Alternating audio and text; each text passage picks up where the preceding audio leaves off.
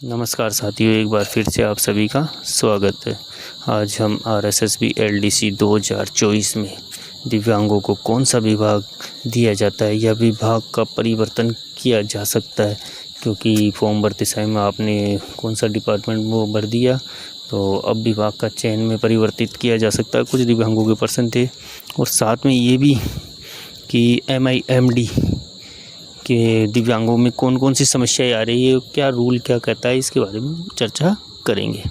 तो जैसे विभाग की बात है तो जिन्होंने सचिवालय भरा है उनके मार्क्स अच्छे हैं।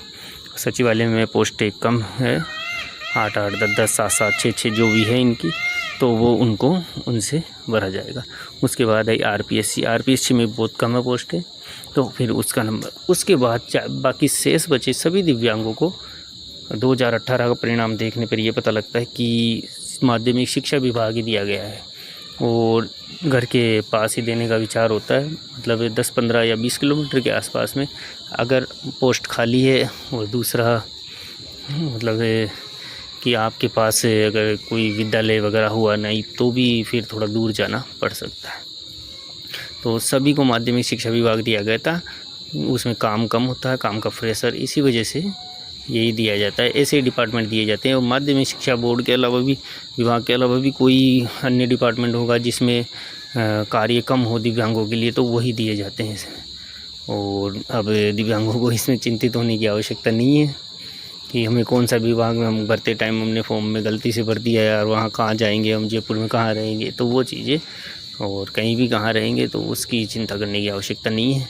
आपके घर के पास ही मिलेगा। अगर आपको फिर भी दूर मिल जाता है तो आप एक वेदना पत्र लिखकर, वो बात की बात, हालांकि आप मदन दिलावर जी शिक्षा मंत्री को दे देना या और भी कोई मंत्री हो उनको दे देना। तो वो अभी शिक्षा विभाग में किसी का किया था, मदन दिलावर जी ने, दिव्यांग था, उसका साथ के साथ ही ट्रांसफ़र कर दिया गया था अपने घर के नज़दीक, टीचर में दूर था इसी वजह से। और अब MIMD की बात। MIMD में भाई समस्या तो है, आप दोनों में 2 अंगों से दिव्यांग हो, या तो चलन विकलांगता प्लस VLB या HI। कुछ वैकेंसी में तो रूल तक होता है कि या तो आप LDCP या VIU, LDCP या HI हो, कोई तो अलाउ नहीं होता दोनों में कई बार। तो ये है department to department, service to service vary करती है चीज़ें। और इसमें एक रूल और है कि आप दोनों में कम से कम 25% दिव्यांग होना अनिवार्य है। मतलब आप 50% दिव्यांग होंगे, दोनों में 25-25। जैसे LDCP है कोई 25,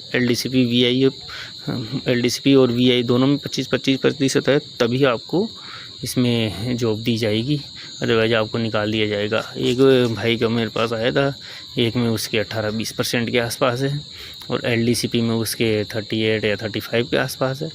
तो वो बंदा वो भी निकलने की 1-2 बार हो चुका है। ऐसे हो जाता है, इनमें भी समस्याएँ हैं। अब आप चाहे से उस तरफ 39 हो या 38 हो, इस तरफ आप अगर 24 भी रह गए तो आपको जॉब नहीं दी जाती, आपको निकाल दिया जाता है। तो भाई समस्या तो है। अब देखो, ये रूल तो रूल, अब क्या कर सकते हैं। आज के लिए इतना ही। राम राम साथियों।